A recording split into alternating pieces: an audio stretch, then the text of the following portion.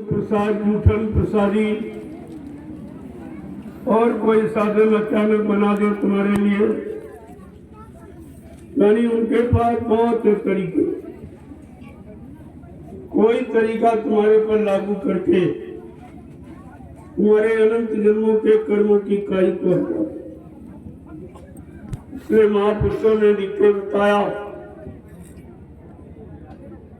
कि मतलब यानी कलयुग में ऐसा साधन है ही, बाकी यह साधन किसी युग में नहीं था। कोई पाप कर्मों के से आपको न बचा सकता था और न क्षमा कर सकता। ये केवल कलयुग में संतों को अधिकार है। सत्संग जल जो कोई पावे और मैलाई सब कट कर जाए। जिस किसी को वक्ते मुर्शिद समय के संत सदगुरु के वचन मिल जाए, जो वचन तुमको सब प्रकार से बचाने का काम कर, तुम्हारी सुरक्षा संरक्षा और हिफाजत करती, लेकिन तुम ये अदृश्य दया को समझ नहीं सकते। अगर ये दया न हो तो तुम यहाँ कभी नहीं आते। तुम नहीं आए हो, तुमको उनकी दया ही लेके आई। दया में इतनी कशिश, इतना मैग्नेटिक पावर है कि वो तुरंत आकर्षित नहीं, वो तुरंत खींच लेती। इतना बड़ा पावर सृष्टि में और कहीं नहीं, इसलिए उसको दया की दृष्टि कहा गया। और जिस पर दया कर दे, जिस प्रकार कर दे, वो तो इनकी मौत मर्जी पर आधारित, कोई जबरदस्ती नहीं करा सकता। उनकी मौत पर निर्भर है। और तुमसे कुछ भी काम न कराए पार कर दो, ये भी शक्ति सामर्थ्य। कहा तमाम जीवों को ऐसे ही। हमारे यहाँ प्रमाण है, गुरु नानक देव जी महाराज इसी कलयुग में आए और सिखों के प्रथम गुरु थे। जब उनके 4400 शिष्य हो गए और जब यहाँ से लेके चले तो एक जीव छूट गया। अरे वो तो कोई न कोई राज दिखाने बताने के लिए ऐसा किया, उनका तो कैसे छूट सकता है? उनकी पकड़ कभी ढीली नहीं होती। लेकिन जीवों को अपनी हमदर्दी बताने के लिए एक जीव को यहाँ छोड़ दिया। और जब सत्लोक पहुंचे, जब वहां एंट्री की तो वो जीव नहीं, अरे भाई मेरा एक जीव छूट गया। तो वो जीव से कितना लगाव, कितनी हमदर्दी होती।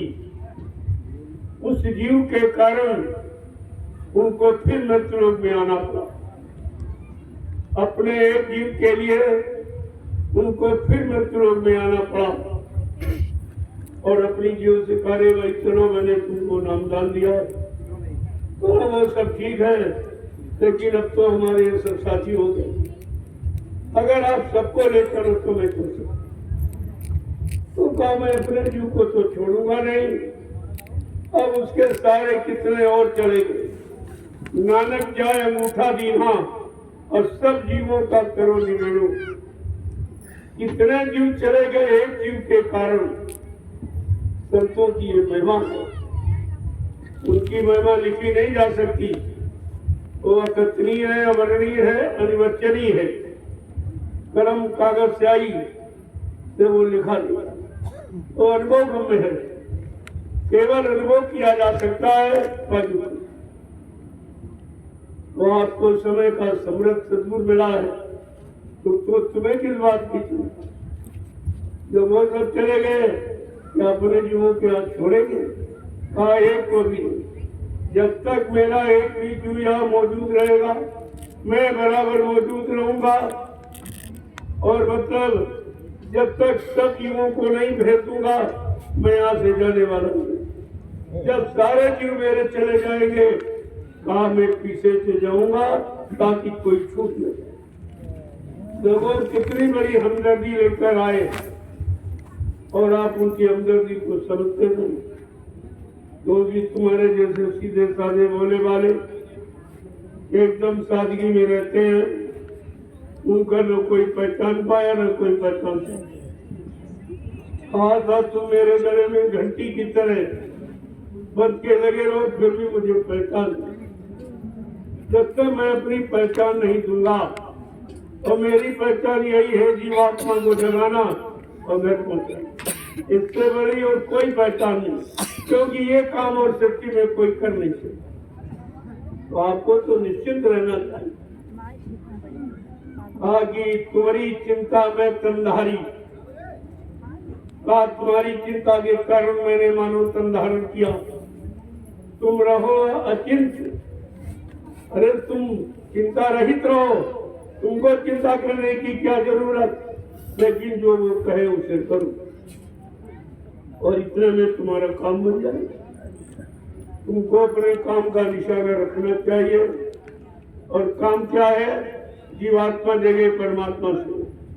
बाकी तो भौतिक जगत के बहुत से काम, और आप निरंतर उन्हीं कामों को करते हो, लेकिन आध्यात्मिक जगत के बारे में आपको जानकारी है नहीं कि भाई आध्यात्मिक जगत में कौन सा काम जो भौतिक जगत को बहुत पीछे ढकेल देगा और मतलब जीवात्मा को जगा कर ले जाए। उसमें चाहे करे न करे जीव कुछ भी न करे, लेकिन वो नामदान की जिम्मेवारी बहुत थी। कहा था तुम्हें नहीं मालूम, नामदान गड्ढे में ढकेलने के लिए नहीं दिया जाता।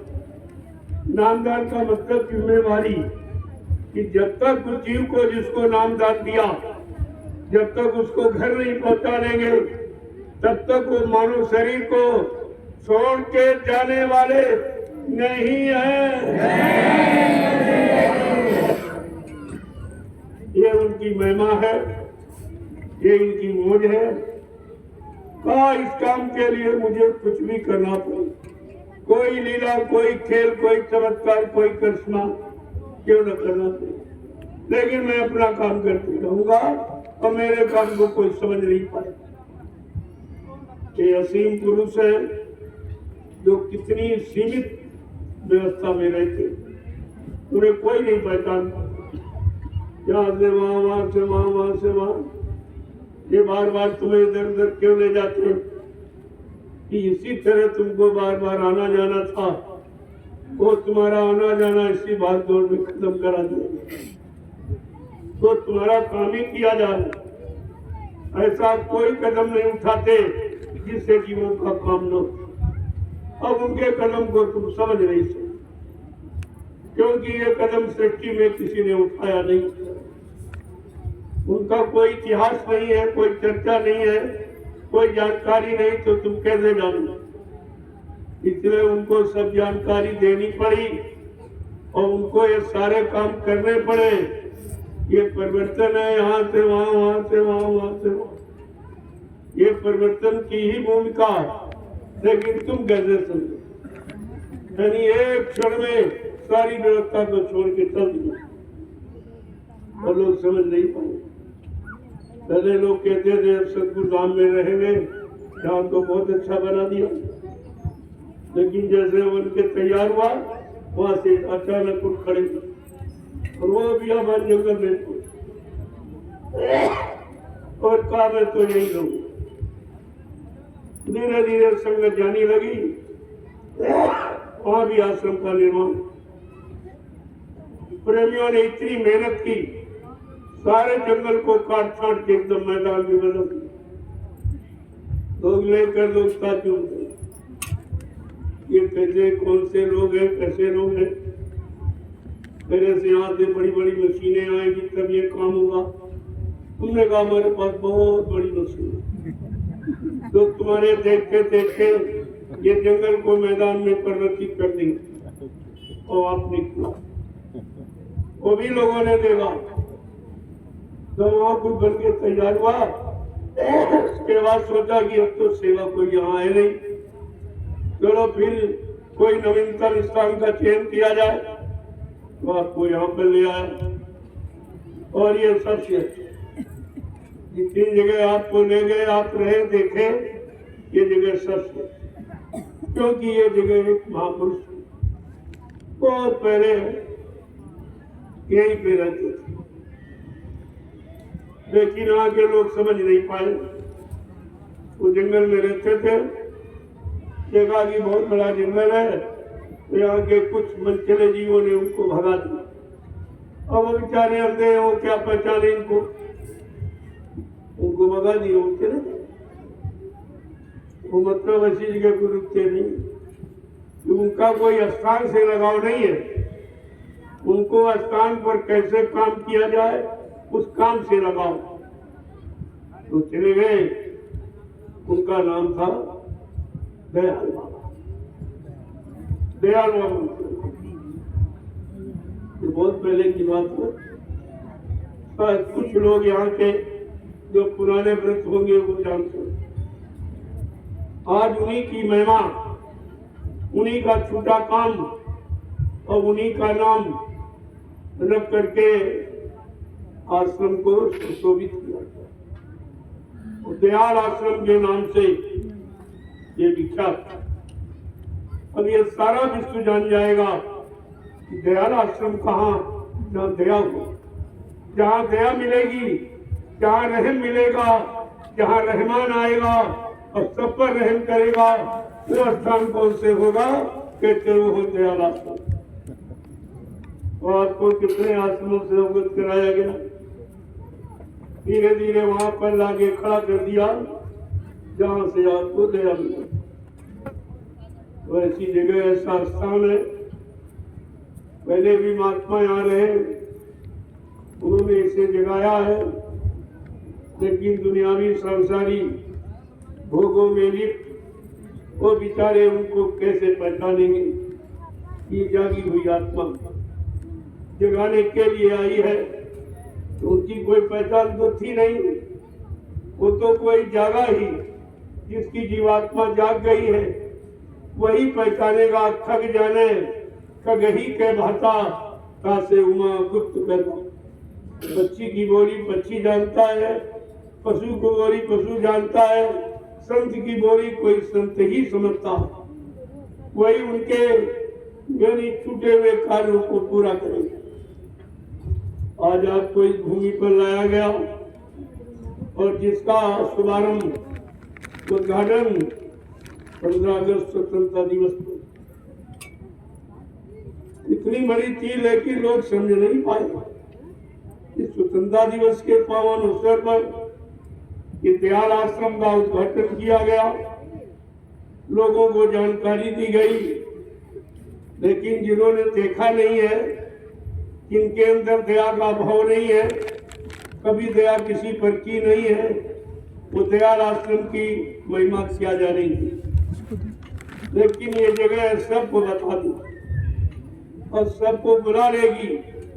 जब अचानक कितने लोगों को बुला लिया तो फिर बचेगा कौन?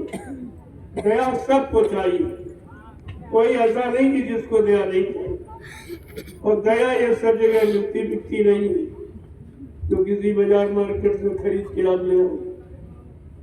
वो तो जो समय से दयाल देश से आते हैं और जिनको दया करने का आदेश होता है वही दया करते हैं, और जितने जीवों पर करने के लिए होता है उतने जीवों पर सुनाएंगे, बताएंगे सब, लेकिन दया उन्हीं पर करेंगे जो उनके जीव, वही समझेंगे, वही दया की कदर करेंगे और वही तो दया को पारदर्शिता करेंगे।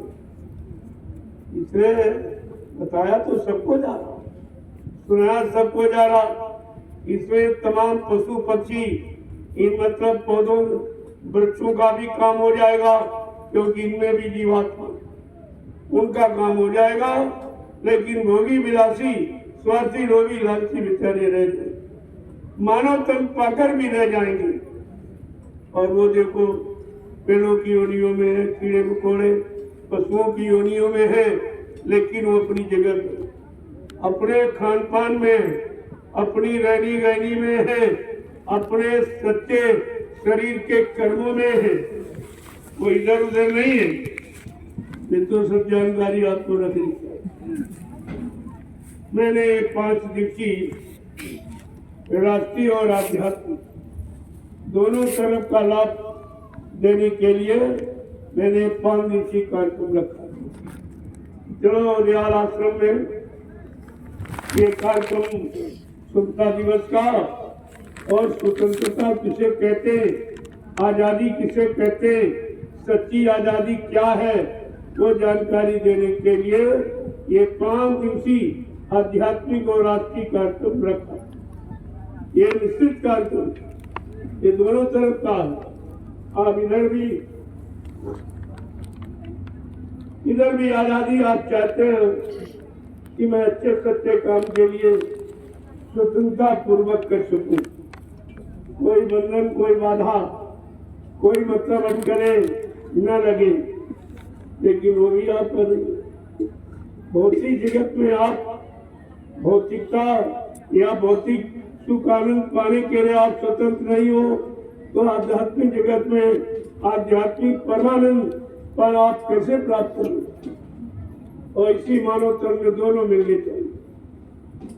शरीर भौतिक है, लेकिन शरीर के अंदर रहने वाली जीवात्मा आध्यात्मिक, इसी में दोनों चीजें आपकी, भौतिक जगत और आध्यात्मिक।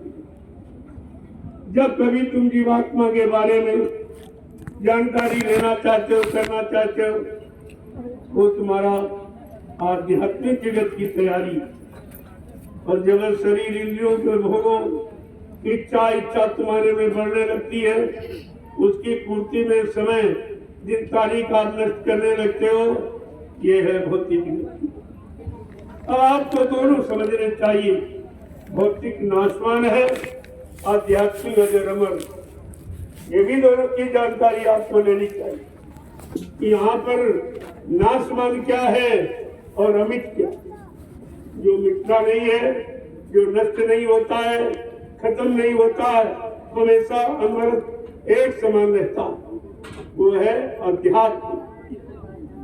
अध्यात्म जीवात्मा से संबंधित और भौतिक शरीर और इंद्रियों से संबंधित आपको दोनों की जानकारी दी जा रही। भौतिक जगत में आप रात दिन रहते हो और रात दिन उसी भौतिक जगत की इच्छाओं, वासनाओं, कामनाओं, तरंगों, उंगों को पूरा करते रहते हो, लेकिन वो कभी पूरा न हुआ न हो। क्यों? ये अपूर्ण संसार, ये अपूर्ण है। या तो कोई पूरा कुछ कर ही नहीं सकता। अगर पूरा करना है तो आध्यात्मिक जगत में आपको प्रवेश लेना चाहिए। वहाँ पूरा है। पूरा का मतलब यहाँ से निकल कर जीवात्मा अपने घर के लिए हमेशा के लिए चली जाएगी, उसे कहते पूर्ण, और ये है अपूर्ण। अब दोनों जानकारी आपको रखनी चाहिए, लेकिन ये किसी ने आज तक आपको बताया कि पूर्ण किसे कहते हैं, अपूर्ण किसे। पूर्ण की सीमा कहाँ तक है और अपूर्ण की सीमा कहाँ तक। पूर्ण की पूर्ण पाने करने के लिए हमें क्या तैयारी करनी चाहिए और अपूर्ण में फंसने के लिए हम कहाँ लगे पड़े हैं। जब ये दोनों जानकारी सत्संग के माध्यम से आपको मिल जाएगी तो आप दोनों को समझ लोगे, और इसके बाद इसको छोड़ करके अपने पूर्ण देश की तरफ, जहाँ की तुम्हारी जीवात्मा रहने वाली है, वहाँ की तैयारी करना आप शुरू कर दोगे। जय गुरुदेव, जय गुरुदेव, जय गुरुदेव, जय गुरुदेव। नाम किसका? जय गुरुदेव। नाम किसका? जय गुरुदेव। नाम किसका? प्रभु का प्यारा नाम। विश्व के प्रथम मसीहा, युग प्रवर्तक, सतयुग के निर्माता, वैचारिक क्रांति के जन्मदाता, परम पूजनीय स्वामी जी महाराज बाबा जी, ये बात आपको समझ लेनी चाहिए। इशारे में इसके अलावा ये संज्ञाएं किसी पर लागू नहीं की सकती। इसी नाम पर ये संज्ञा लागू है। इसीलिए तो आपको ये सब अनुभव कराया कहा ये समय मेरा है, इस समय को व्यर्थ में मत गमाओ। एक एक श्वास की पूंजी कितनी कीमती, जिसकी कीमत यहाँ रुपए पैसे धन दौलत सामान से चुकाई नहीं कर, और वो पूंजी तुम्हारे पास है, श्वासों की पूंजी। रोज आप खर्च करते हो, लेकिन ये नहीं समझ पाते हो कि हमें किस तरह, कहां पर, कैसे और किस काम में खर्च करनी चाहिए। और ये व्यर्थ में जा रही, वहां तो आती जाती। इसी आने जाने को अगर समझ लिया कि श्वास का आना जाना हम बंद नहीं कर सकते, लेकिन अगर श्वास पर नाम अंकित कर ले तो नाम लाभ प्राप्त कर सकते। फिर तुम्हारा कोई क्षण बिना नाम के स्मरण के नहीं जाएगा। इसे कहते हैं अनवरत सुमरन, लगातार सुमरन, 24 घंटे सुमरन, अखंड सुमरन।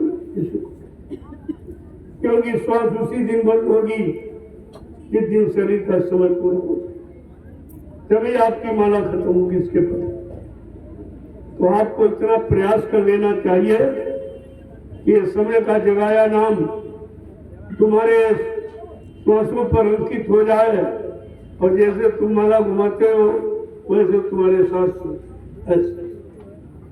ऐसे माला घुमाते हो, ऐसे श्वास। अगर ये श्वासों की माला पर नाम अंकित हो जाए फिर आपको करने की जरूरत नहीं। उसी को महापुरुषों ने कहा अजपा जाप, बिना जपे जाप, बिना नाम लिए जाप सुमरन हो रहा। इतना अभ्यास आपको कर लेना चाहिए। उठते बैठते सोते जागते खाते पीते काम करते नाम ना बिसरे, नाम का विस्मरण नहीं होना चाहिए। तब तो आपने नाम की महिमा जानी है, नाम की कीमत आपने की है, और उस नाम का लाभ आपको अपने जीवन में को कितना सरल।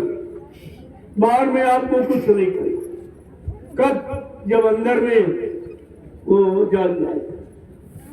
अंदर में जब श्वास पर अंकित कर लोगी, तुम्हारी कोई श्वास बिना नाम के निकलनी नहीं चाहिए। इसको कहते हैं जागृत सुमरन। ये जगह हुआ सुमरन और वो सोया हुआ, बहुत अंतर है। मन से कभी कहा पहले तो तुम्हारा शैतान मन जो सुमरन ध्यान भजन में बाधा डालता है, तो पहले तुम नाम इसी से जपाओ। मन तू भजे गुरु का नाम, अरे मन तुम गुरु के द्वारा दिए गए जगाए हुए नाम को भज, अभ्यास कर। भजना माने अभ्यास करना। अगर अभ्यास कर ले तो तेरा काम, इससे कर कुछ काम, अरे इससे कुछ काम कर ले अपना। अब हम सखियों को अपना काम मालूम नहीं, हम काल माया के काम को करते करते अपना काम करते। तुम्हें आज तक यही नहीं मालूम कि तुम्हारा काम क्या है, तुम्हारा यहाँ है कौन, तुम्हारा सहयोगी, तुम्हारा मददगार, और तुमको हर पल पल घड़ी तुम्हारी संभाल करने वाला कौन है, इसकी तो आपको जानकारी ही नहीं। जो तुम्हारे हर क्षण पल घड़ी बिगाड़ करते हैं, बिगाड़ा ही करते हैं, सब तरफ से बर्बाद करते हैं, तुम्हारे स्वर्गों को भोगों में नष्ट कराते हैं, उन्हीं को तुम अपना करो। जो तुम्हारे अपने नहीं है, अज्ञानता बस हम उन्हीं को अपना करो। ये जीव की सबसे बड़ी भूल है।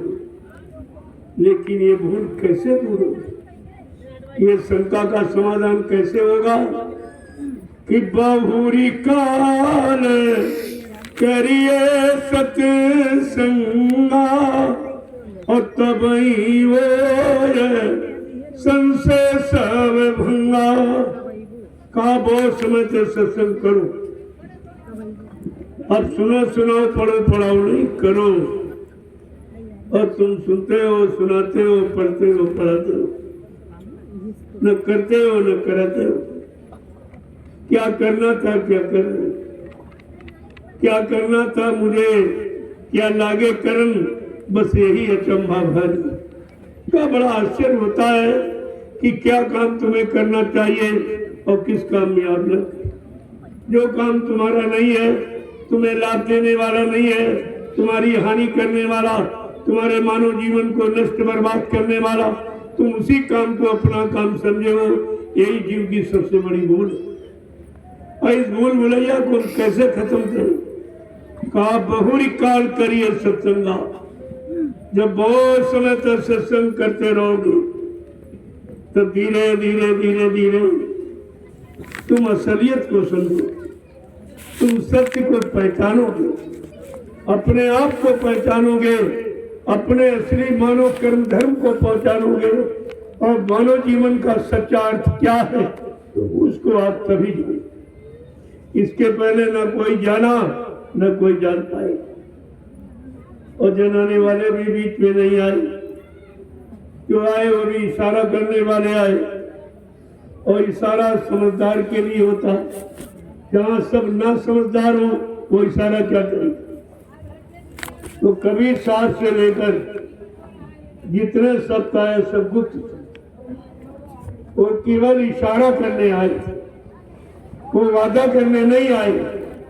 किसी भी संत ने नाम दान देकर ये वादा नहीं किया कि मैंने जिनको नाम दान दिया है जब तक इनकी जीवात्मा को जगाकर घर नहीं पहुंचा लूंगा, मैं मानव शरीर को छोड़ के जाने वाला नहीं हूं।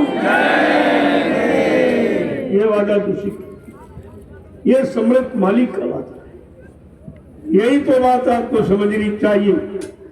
अगर ये समझ लिए होते ये काम किसी ने नहीं किया, किसी के बस का नहीं है, तो हमारा काम करने आए तो आप अपने को कभी नहीं भूलते, न भूलते, न भुलाते, न छोड़ते, न छुड़ाते। लेकिन अज्ञानता में तो सब कुछ हो जाता है।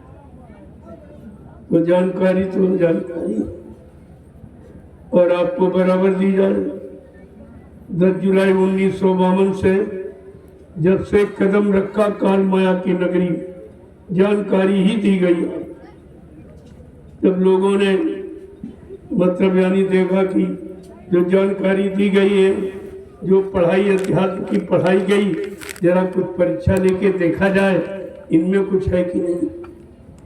तो एक छोटी सी नहीं परीक्षा दी, ये भी एक अलौकिक अनोखा काम। आज तक आपने ये सुना होगा कि भक्तों की परीक्षा ली, शिष्यों की परीक्षा ली गई, लेकिन गुरु ने, भगवान ने कभी अपनी परीक्षा ली।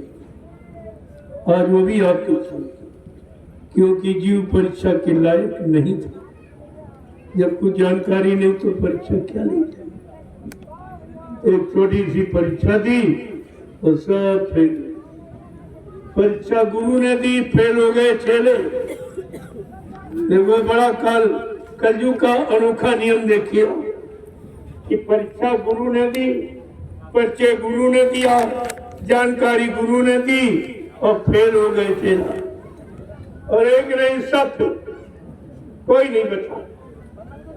अब आप ये देखो, तुम कहते हो सतयुग नहीं आएगा, तो किस सतयुग का सेरा किसके सिर पर बांध दिया? अभी तो कोई है ही नहीं जो सतयुग का सेरा उसके सिर पे बांध दिया जाए। सब कलयुग में भ्रमण करने वाले, कलयुग के बनाए साधनों में यानी फंसाने वाले कर्मों में निरंतर रहने वाले, ये किसके सिर पर सतयुग का सेरा बांध दिया जाए? आपको इस पर विचार करना चाहिए। उधर नहीं देर है हमारे आप कि हम आप अभी जाग नहीं पाए, पूर्णतया विश्वास नहीं कर पाए और पूर्णतया अपने को आत्म समर्पित नहीं कर पाए। देर तो हमारे आप में है, उनमें कोई नहीं। पहले भी आपसे कहा था मेरे परिवर्तन का सारा मसाला तैयार कर, जिस दिन तुमको उसके काबिल देखूंगा तुरंत सौंप दूंगा। वो वापिस लौटाल के नहीं ले जाएंगे, देने के लिए आए हैं और देकर ही जाएंगे, लेकिन देने वाले को देखेंगे इसमें पात्र पात्रता कैसे। बिना बर्तन देखे अगर आप वस्तु परोस दोगे तो वस्तु खराब हो। जैसे पीतल के बर्तन में कोई खट्टी चीज आप परोसो, ये तो बर्तन है बड़ा चमकीला बड़ा अच्छा है, लेकिन अगर आप गुण अवगुण नहीं जानते हो तो आपको लाभ नहीं मिलेगा। तो बर्तन में दाग पड़ जाएगा, बर्तन भी खराब और वस्तु भी खराब। आज यही स्थिति है कि कलयुग के जीवों में पात्र पात्रता। तो ये सचिव की वस्तु किसमें परोसती, किसको दे दी जाए?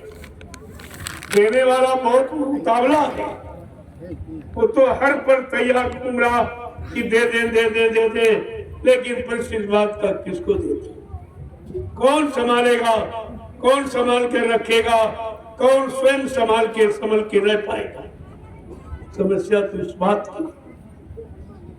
इसलिए जो सुनाया गया और जिसको आपके कानों ने तो सुना, लेकिन तुम्हारे मन ने स्वीकार नहीं किया, इसलिए जो सुनाया गया वो भी व्यर्थ चला गया।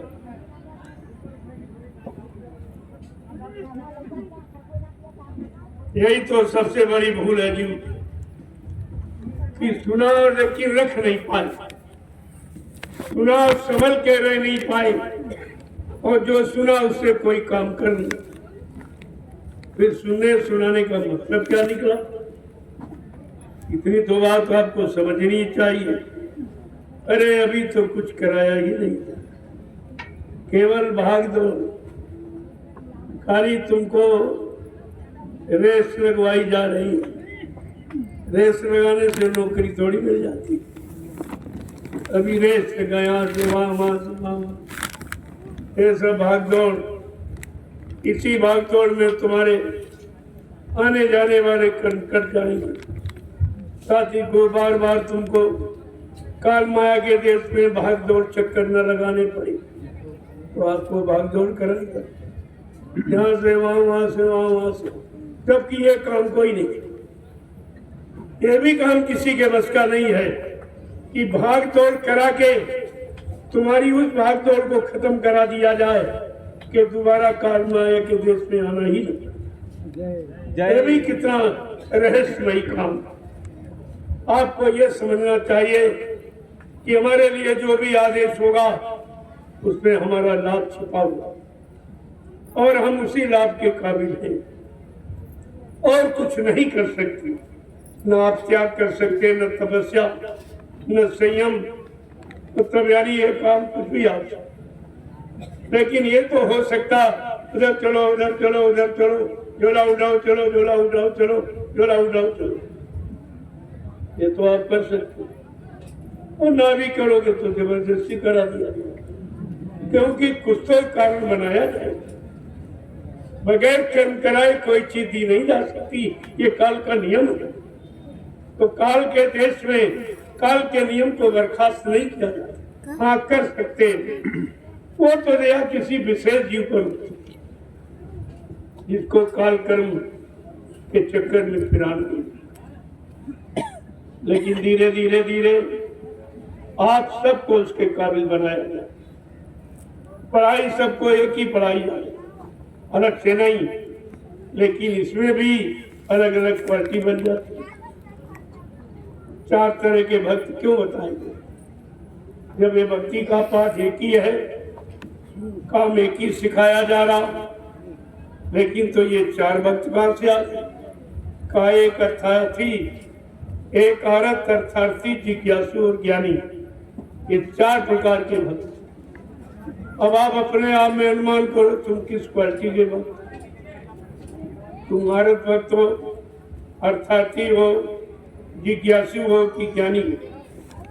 ज्ञानी सर्वश्रेष्ठ, जो सब कुछ जान जाता, इधर का भी उधर का भी, अच्छा और बुरा, पाप और पुण्य, ये सब जान जाता और सबको छोड़ देता, और छोड़ के अपने घर की तरफ चल देता, उसको कहते आत्मज्ञानी।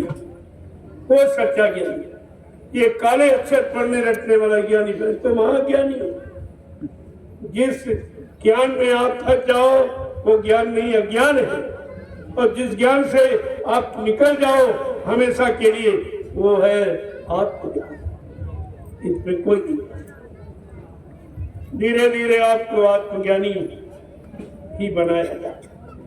पहले भौतिक ज्ञान को छुड़वा दिया जाएगा, धीरे धीरे आत्मज्ञान को पकड़ा दिया जाएगा। अभी तो आप भौतिक ज्ञान को बहुत अच्छा समझ और अच्छा समझ कर आप पकड़े बैठे हो और उसी में रात 3 चक्कर लगा रहे हो, लेकिन जब अंत समय आता तब कहते रहे ज्ञान तो कोई काम नहीं किया, ज्ञान ने कोई काम नहीं किया, ज्ञान ने छुटकारा नहीं दिलाया, ज्ञान ने हमको सच्चा ज्ञान नहीं कराया।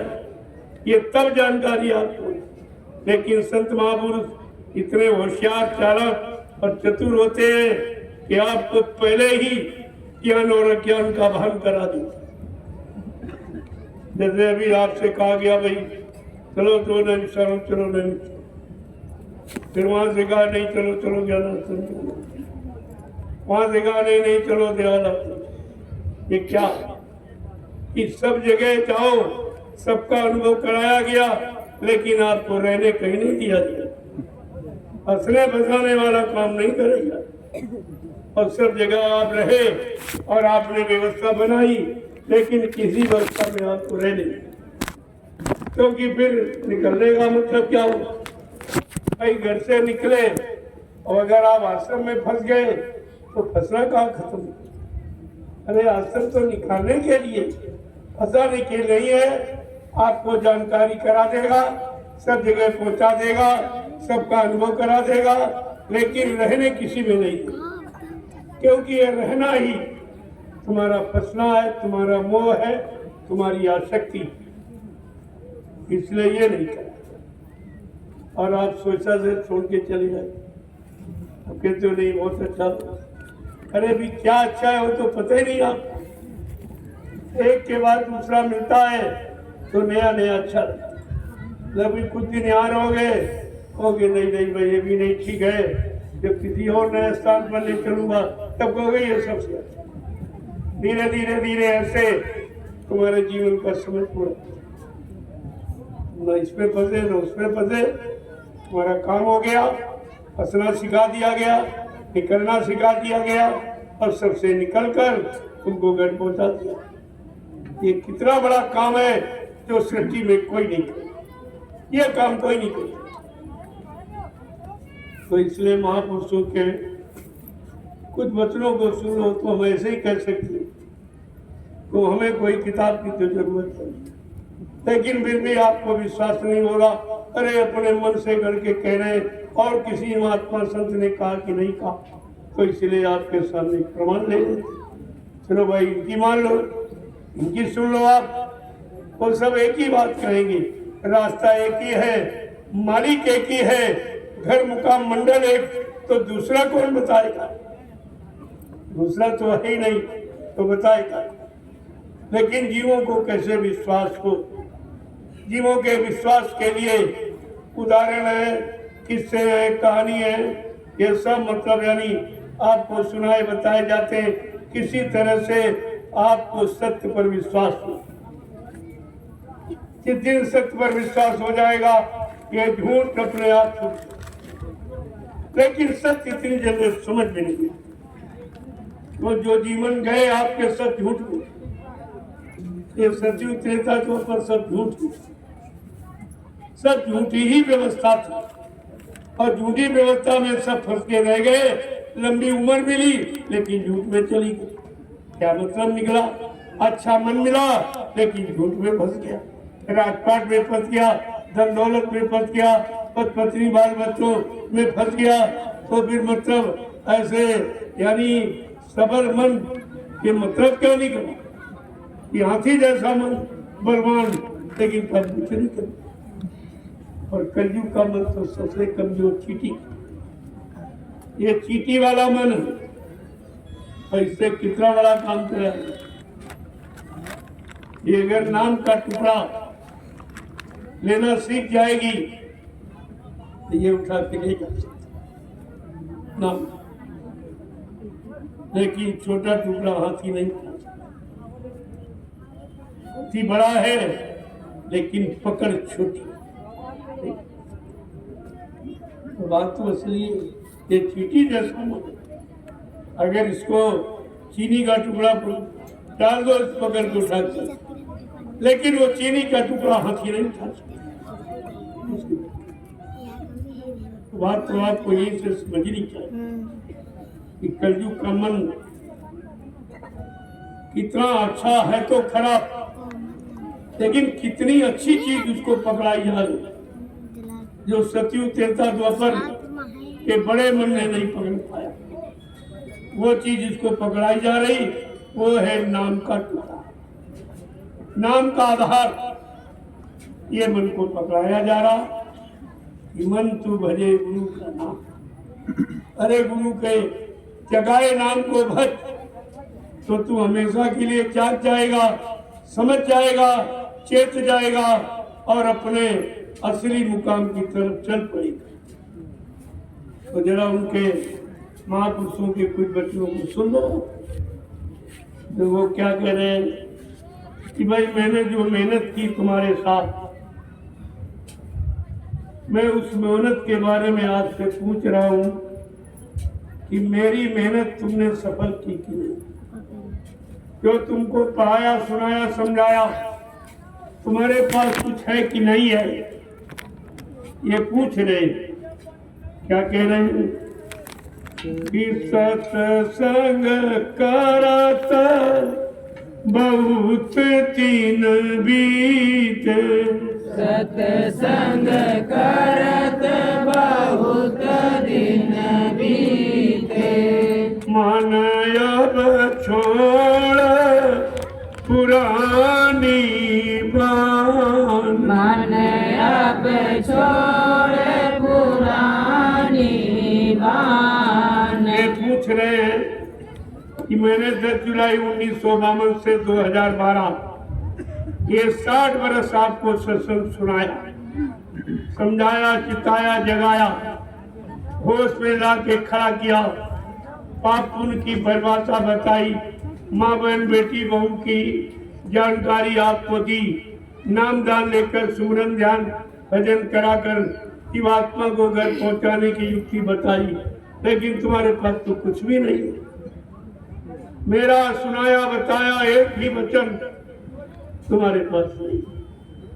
क्या कह रहे हैं कि सत्संग करत बहुत दिन बीते, सत्संग करत बहुत दिन बीते, मन अब छोड़ पुरानी बार, मन अब छोड़ पुरानी बार। सत्संग करते करते हमारा कितना समय निकल गया और तुम्हारा सुनते सुनते निकल गया, लेकिन तुम्हारे मन की कोई गंदी आदत आज तक नहीं थी।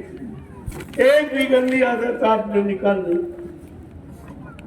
आगे क्या कह रहे हैं कि कब लग करो कुटिलता गुरु से, कब लग करो कुटिलता गुरु से, कब लग करो कुटिलता गुरु से, कब लग करो कुटिलता गुरु से। अब तो गुरु को लो पहचान, अब तो गुरु को लो पहचान, मन अब छोड़ पुरानी बान, अब छोड़ पुरानी बात। कहते तू अपने गुरु से कब तक कपट करता रहेगा? जो सब कुछ जानते हैं उन्हें तू क्या बताएगा? जो सब कुछ जानते उन्हें तो मुझसे क्या छिपाएगा? ना तुम छिपा सकते हो ना बता ही सकते, इसलिए उनको अंतर्यामी का वो सब बताएगा। वो तुमको देख कर बता देंगे तुम्हारे में क्या है, तुम क्या करने वाले हो, क्या सोच रहे हो। ये सब जानकारी समय के पहले ही दे दी, तभी उनको अंतर्यामी कहा जाता है। कहते हैं ऐसे समय शुरू से तू कब तक कपट करता रहेगा, अपने मालिक को क्यों नहीं पहचान लेता जो तेरे लिए, तेरी जीवात्मा के कल्याण उद्धार के लिए आए। आगे क्या कह रहे कि गुरु को तुम मानुष मत जानो, गुरु को तुम मानुष मत जानो, गुरु को तुम मानुष मत जानो, गुरु को तुम मानुष मत जानो। वे हैं सात पुरुष की जान, वे हैं सतपुरुष की जान। मन अब छोड़ पुरानी बान, अब छोड़ पुरानी कहते हैं गुरु को तुम मनुष्य मत मान। उन्होंने मानव जीवन तुम्हारे लिए धारण किया, क्योंकि अब की बार तुम्हारी जीवात्मा मनुष्य शरीर में, मनुष्य शरीर में आई हुई जीवात्मा के कल्याण उद्धार के लिए उन्होंने मानव तन धारण किया। वैसे है नहीं धारण, तभी उनके शरीर में शरीर का कोई गुण नहीं, वो बिल्कुल पाक साफ निर्मल पवित्र, और जीवों को पाक साफ निर्मल पवित्र बनाने आएगा। अगर वे पाक साफ निर्मल पवित्र नहीं होंगे तो जीवों को कैसे पाक साफ निर्मल पवित्र बनाएंगे। आगे क्या करें, जैसे तैसे मन समझाओ, जैसे तैसे मन समझाओ, जैसे तैसे मन समझाओ, जैसे तैसे मन समझाओ। दर पर तीत धरो उन ध्यान, दर पर तीत धरो उन ध्यान। मन अब छोड़ पुरानी बान, मन अब छोड़ पुरानी कहा जैसे हो सके अपने शैतान मन को समझाने की कोशिश, मन के हारे हार मन के जीते। अगर ये मन आपका ठीक हो जाए तो सब सारे कार्यों कर्मों का करता धरता मन यही सलाह देता, अच्छे बुरे पाप पुण्य करना। और आपने इसकी की सलाह हमेशा मानी, इसी के यानी इसकी मुराद ख्वाहिश तमन्नाओं को पूरा करते रहे हो, और पूरा करते करते करते इसने आपको अपना गुलाम बना लिया। अब तुम रह ही नहीं सकते, अब वो तुमको घसीटे घूमा, तुम्हारे शरीर को साथ में लेकर अपनी सारी इच्छाओं को पूरा करता रहे। अगर काम की इच्छा हुई तो काम की इच्छा को पूरी कर, क्रोध की इच्छा हुई तो क्रोध की इच्छा को पूरी कराया, लोभ मोह अहंकार की इच्छा हुई तो लोभ मोह अहंकार को पूरा करा लिया। और तुम इस मन का कुछ नहीं कर सकते, और तुम्हारे अंदर बैठे, कहीं दूसरी जगह नहीं है, तुम्हारे अंदर बैठे, और आप कुछ नहीं कर सकते। क्यों कि तुमने सदा इसकी सलाह पाई। धीरे धीरे आपको अपनी सलाह मनवाते मनवाते आपको अपना दास गुलाम बना दिया। अब तुम बगैर उसके रह नहीं सकते।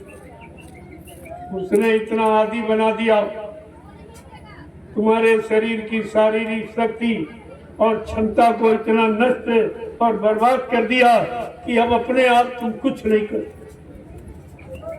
यही चालाकी होती है, दुश्मन का यही काम है कि अपने प्रतिद्वंदी को पहले नष्ट कर दे, पहले सामान को नष्ट कर दे, खाद्यान्न उसका नष्ट कर दे, औजार का यानी मतलब को उसको बर्बाद कर दे, तो जीतने में देर नहीं। यही तुम्हारे मन ने तुम्हारे साथ किया। तुम्हारे शारीरिक क्षमता, शरीर की शक्ति भोगों में नष्ट और बर्बाद कर दी।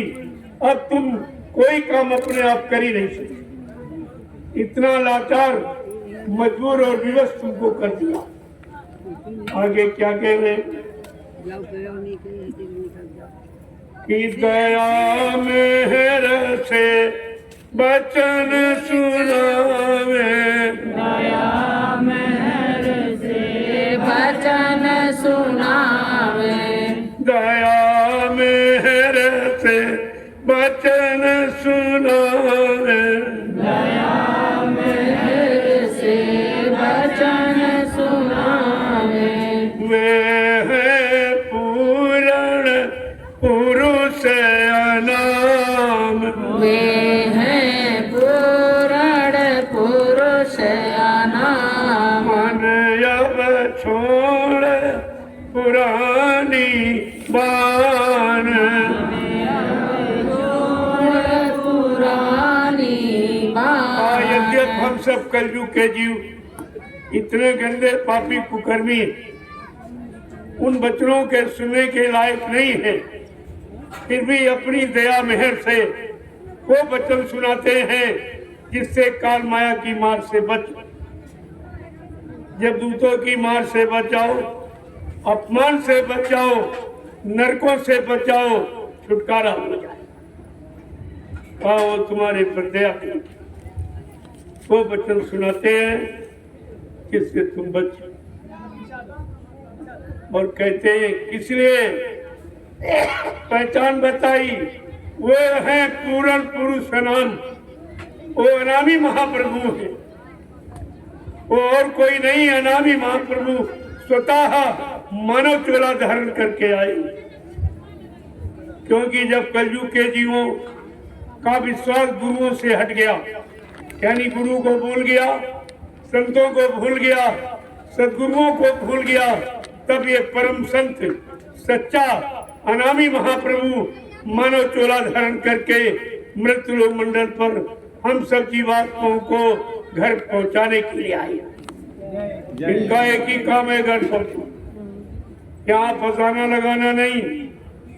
आज तुम कितना रोज चिल्लाओ, लेकिन मैं वो सामान आपको नहीं दूंगा जिससे तुम खर्च। जैसे बच्चा रो रहा, माँ से आँख करना, खिलौना समझ के मांगता, अरे माँ दे दे, बहुत अच्छा खिलौना है, लेकिन वो तो अज्ञानता में मांग कर रहा। माँ तो जान रही अंगारा है, जल जाएगा। क्या बच्चे के रोने पर तरस खाकर माँ अंगारे को पकड़ा देगी? कभी नहीं। कितना भी रोए, कितना मचले, लेकिन नहीं। इस तरह जीव कितना रोए, गिड़गिड़ाए, लेकिन वो सामान नहीं देंगे जिससे तुम फंस। हाँ, उतना आपको दिया जाएगा कि भूखा सोने नहीं दिया जाएगा, नंगा रहने नहीं दिया जाएगा, कोई सामाजिक पारिवारिक कार्य आपका रुकेगा नहीं। एंड टाइम पर कहीं से पूरा करा दिया जाए, लेकिन बच्चा तुम भजन कर लो। एक काम, आपको एक काम दिया गया कि तुम्हारी सारी मनोकामनाओं को पूरा कर दिया जाएगा, लेकिन तुम भजन करने लगो, तो आपने वो भी काम नहीं। इस काम के बदौलत सब कुछ मिल जाए, वो कितना बड़ा काम, लेकिन वो भी आपसे नहीं हुआ, भजन भी आपसे नहीं हुआ, और बंजर में कुछ चले गए, इधर बग गए, उधर बग गए, उधर। अब सब छूट गया। जब गुरु छूट गया तो सब छूट गया। गुरु का सामान भी छूट गया, गुरु से मिलने वाला लाभ भी छूट गया, गुरु की दया भी छूट गई। तो आपने गुरु को छोड़कर कितना भारी अपना नुकसान किया, जिस नुकसान की पूर्ति यहाँ कोई नहीं कर सकता। आगे क्या कह रहे हैं कि धरी ते मानुष की गुरु ने, धरी दे मानुष की गुरु ने, धरी दे मनुष्य की गुरु ने, धरी दे मनुष्य की गुरु ने, जो त्यों तेरा करे कल्याण, जो त्यों तेरा करे कल्याण। मन अब छोड़ पुरानी बाण, अब छोड़ पुरानी बात। बाबू ने मानव तन धारण किया है और जैसे हो सकेगा वैसे अब की बार तेरी जीवात्मा का कल्याण करके ही मानेंगे। हाँ, ऐसे जाने वाले नहीं। देखो कैसा परिचय, ये तमाम संतों का परिचय है।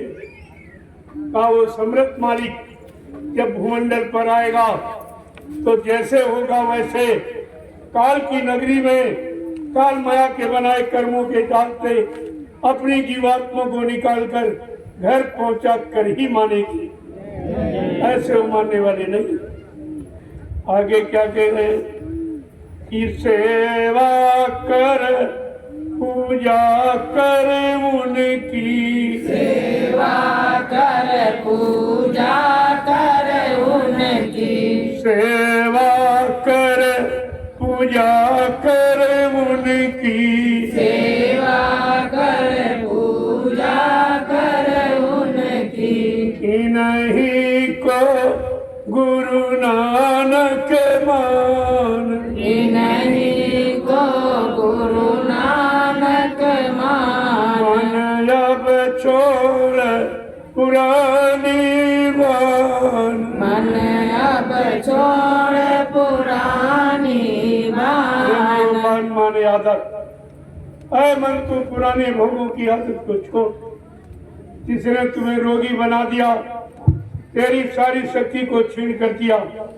अरे अब तो कम से कम अपने मालिक को पहचान ले। क्या कह रहे, उनके वचनों को सेओ, आदेश का पालन करो।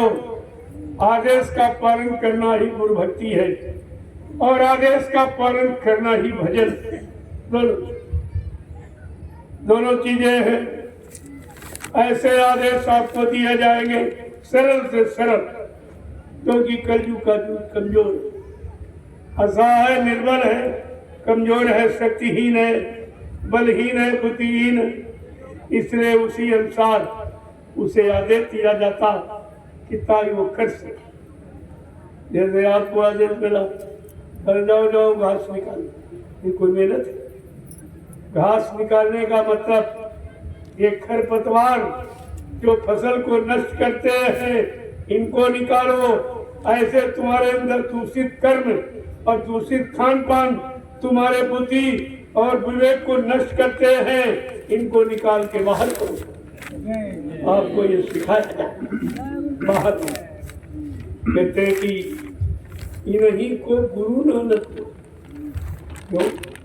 गुरु नानक जी ने कहा था, नानक नाम जहाज है और बिसरे घड़ी नहीं। का नाम जहाज लेकर जो आए उसको एक घड़ी मत बिसारना, वही तुम्हारी जीवात्मा का कल्याण करेगा। वही अपने नाम जहाज पर बिठाकर तुम्हारी जीवात्मा को घर पहुंचाएगा। बाकी ये काम सृष्टि में किसी के बस का नहीं। कैसे समझा के कह रहे हैं, इन्हीं को गुरु नानक मान। गुरु नानक देव जी महाराज के 4400 जब हो गए तब उनको चिंता हुई कि शिष्यों की संख्या तो बढ़ती जा रही है, लेकिन मेरा सच्चा शिष्य, सच्चा मुरीद, फॉलोअर कौन है जो मेरे सिवा न किसी को जानता है, न पहचानता है, न मानता है, न सुनता है, न उसकी तरफ देखता है। ऐसा आत्मसमर्पित भाव से रखने वाला वो मेरा असली भक्त कौन है? इसकी परीक्षा की चिंता होगी कि भीड़ तो बहुत बड़ी लगी है, लेकिन सच्चा भक्त कौन? तो इसके लिए उन्होंने पूरी संगत को आदेश दिया कि मतलब कल मैं एक आवश्यक संदेश दूंगा और सब लोग तो उन्होंने तैयारी कर ली रात को, एक झोपड़ी बनाई, झोपड़ी में एक तरबूज का फल रखा, एक तलवार रखी, एक बकरे को बंद किया, एक बाल्टी लाल रंग पानी भरवा के रखवा और एक प्रेमी को बैठा दिया। जब सवेरे संगत आई तब गुरु नानक देव जी महाराज ने कहा सब लोग लाइन से खड़े हो गए। जब सारी संगत लाइन से खड़ी हो गई तब उन्होंने आदेश फरमाया कि हमको सर चाहिए सर। जो सबसे आगे प्रेमी बैठा था वो बड़ा खुश हुआ कि अगर आज मेरा यह सिर गुरु के काम आ जाए तो मेरा मानव जीवन सार्थक हो, क्योंकि लिखा है गुरबाणी कहती शीश दिए गुरु मिले तो भी सस्ता जान। अगर सच्चा परमार्थी गुरु, आत्मा को जगाने वाला, परमात्मा से मिलाने वाला, पाप कर्मों में माफी दिलाने वाला ऐसा समर्थ सदगुरु अगर मिल जाए और उसके मिलने में अगर ये सिर चला जाए तो ये सस्ता सौदा, ये सस्ता सौदा। वो प्रेमी हंसते हंसते झोपड़ी में चला गया। जो पहले प्रेमी वहां बैठा रह गया था उसने तलवार उठाई और तरबूज पर मारी तो खच की आवाज, बकरे का कान में था तो म्यां की आवाज। एक लोटा लाल रंग पानी फैला दिया, झोपड़ी के बाहर निकल के आया। संगत ने देखा, अरे का इसका तो काम हो गया। ऐसे प्रेमियों 1 2 3 4 5 झोपड़ी के अंदर पहुंचे। जब छठे का नंबर आया तो गुरु नानक देव जी महाराज ने कहा हमको सर चाहिए सर, तो भगदड़ मच गई। अरे वहां सिर मांगा, यानी मतलब गुरु नानक देव जी महाराज ने तो भगदड़ मच गई। तुम्हारे यहाँ बिना मांगे ही भगदड़ मच गई।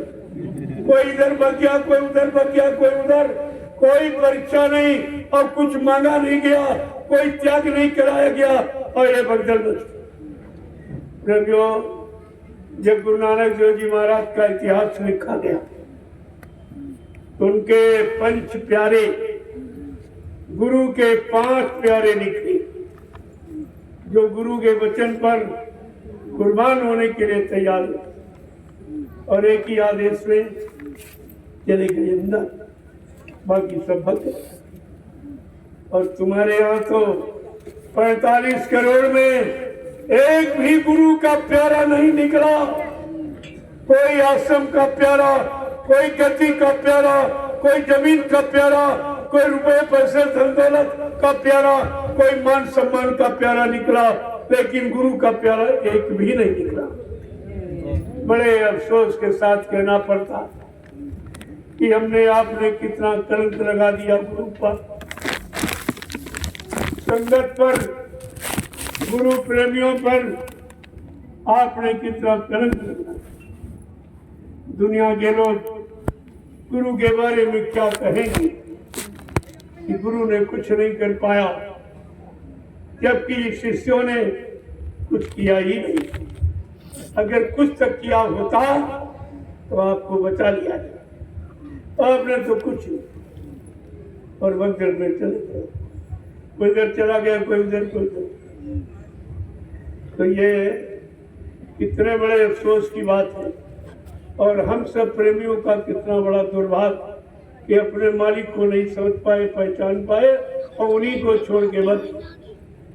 तो फिर इनको शांति अब कहाँ मिले? कोई शांति दे सकता? और आपने शांति का प्रचार किया है। अगर तुमसे पूछा जाएगा तो तुम भारत की जनता को क्या जवाब दो? तुमने ये कहा है विश्व को सच्ची सुख शांति के गुरुदेव नाम से मिलेगी और विश्व को पूर्ण शांति बाबा जी से मिलेगी। अब तुम ही कह रहे हो कि बाबा जी मर के चले गए, तो लोग कहेंगे तो सुख विश्व को सुख शांति कौन देगा? ने तो कहा था बाबा जी ने, तो तू झूठा, तेरा गुरु भी झूठा, ये तुम कहलाओगे। और तुम कभी भी आगे आने वाले भविष्य में अपने आप को बाबा जी गुरुदेव जी महाराज का शिष्य भी नहीं कहला सकते। तुम भी वो भी अधिकार आपने खो दिया। तुम्हारे पास तो कोई अधिकार ही नहीं। अपने आप को क्या कहोगे, क्या बताओगे? जब भारत की जनता पूछेगी, तुमने तो हम सबको बताया है बाबा जी विश्व के प्रथम मसीहा है, युग प्रवर्तक है, सतयुग के निर्माता है, अनामी महाप्रभु हैं, अब तुम ही गए तो मर के चले गए। ये सब जो विशेषण आपने जोड़े उनके नाम के आगे पीछे, वो तो सब बेकार से। तो ये भारत की जनता कहेगी, अरे तू भी झूठा, तेरा गुरु भी झूठा। तुमने तो गुरु पर वो कलंक लगा दिया। सारे गुरुओं पर, सारे संतों पर, सारे सदगुरुओं पर आपने कलंक लगाया, तो तुम कैसे बच पाओ? आगे आने वाले भविष्य में क्या तुम अपने आप को बाबा जय गुरुदेव जी महाराज का शिष्य कहला सको? तुमने तो वो भी अधिकार खो दिया है। अरे विचार करो, परमात्मा ने मानव बुद्धि ये परीक्षण का यंत्र आपको दिया है। अरे कुछ तो सोचो, विचारो। अपने लिए नहीं तो अपने समृद्ध गुरु के लिए आप सोचिए। आपने उनको बदनाम किया, झूठ बोलने वाला, वादा खिलाफी करने वाला, दगेबाजी करने वाला आपने सिद्ध किया। ये बताइए आपको क्या मिलेगा? क्या मिलेगा? उस समय आप किसको पुकारोगे? तब आप गाड़ी मुसीबत में फंस जाओगे, तुम्हारा सहारा देने वाला कोई नहीं। तब आप किसको पुकारोगे? अभी आप कोई मुसीबत आती थी, बाबा जी को याद कर आपकी मुसीबत दूर हो जाए। अब तो इन स्वार्थी लोभी राष्ट्रियों ने तुम्हारा वो भी रास्ता खत्म कर दिया। बाबा जी मर गए, चले गए। अब तुम किसको पुकारोगे? और भारी मुसीबत आने वाली है। एक छोटी सी आई थी, उसमें तो आपकी मदद हुई नहीं कुछ, क्योंकि जब तुमको ये बता दिया गया गुरु मर गए, तब तुम याद किसको? अरे जिंदा मदद करता है कि मुर्दा करता है? इतनी तो याद आपको रखनी चाहिए। तो इन लोगों ने तुम्हारी सुरक्षा और रक्षा हिफाजत का ये गुरु का रास्ता ही खत्म कर दिया। कह दिया गुरु मर गए, चले गए। अब आप किसको पुकारोगे? किसकी याद करोगे? किसके पास मत्था टेकोगे? अपनी फरियाद करोगे? अरे कुछ तो सोचो, विचारो। तुमने तो अपना सारा रास्ता ही खत्म कर दिया। अब किसके पास आप जाओगे?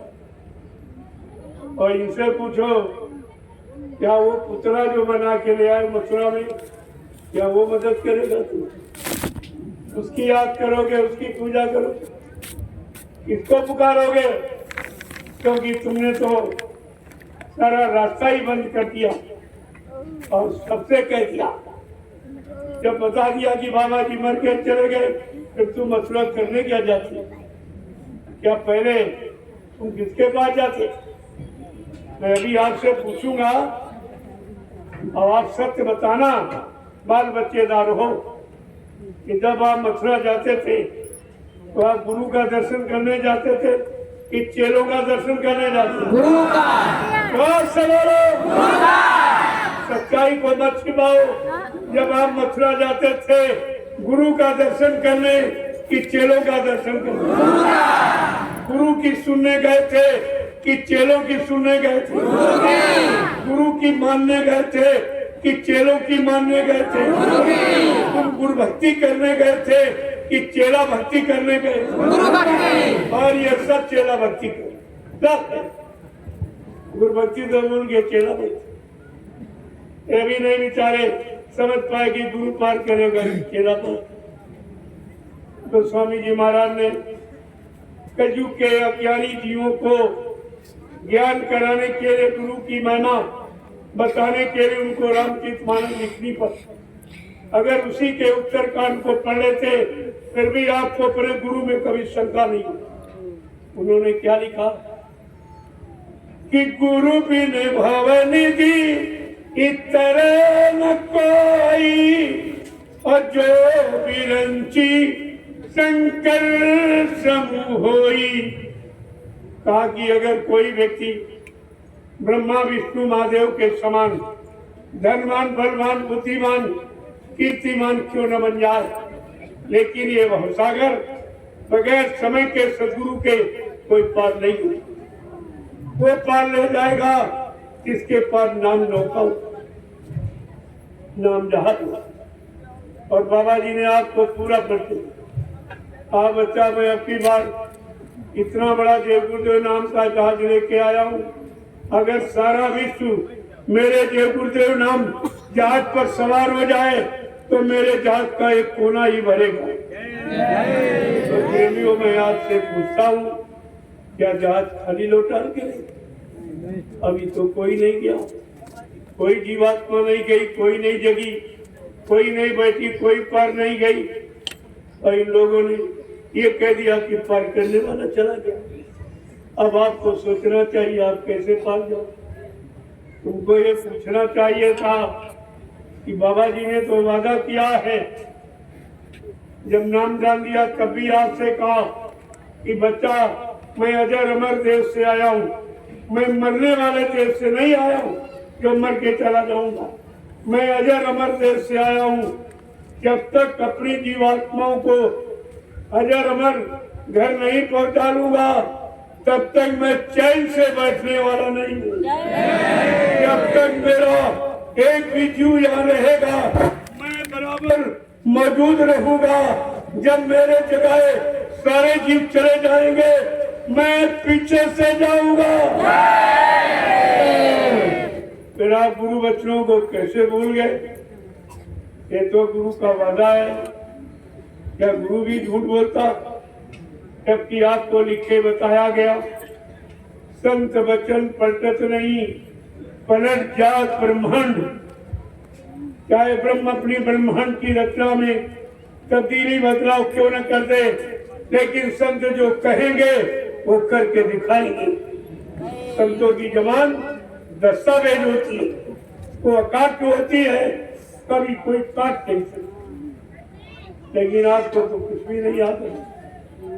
सुनते रहे, भारत की जनता को भाषण देके सुनाते रहे और खुद ही नहीं समझते, खुद ही भ्रमित हो गए, खुद ही गुरु से अलग हो गए, गुरु की महिमा से अलग हो गए, गुरु की दया से अलग हो गए।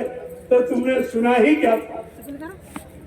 केवल सुनाने के लिए, अपने लिए नहीं सुना, अपनी शंका संदेह भूल भ्रम मिटाने के लिए नहीं सुना था।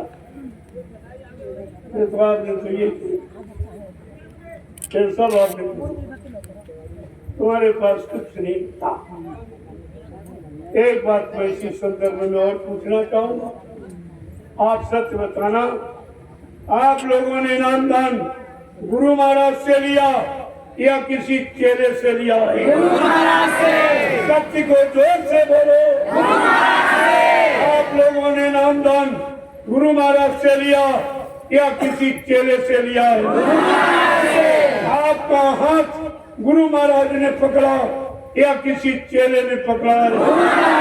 आपकी जीवात्मा को जगाने का, परमात्मा से मिलाने का, निर्धाम घर पहुंचाने का वादा ये गुरु महाराज का है या किसी चेले का है?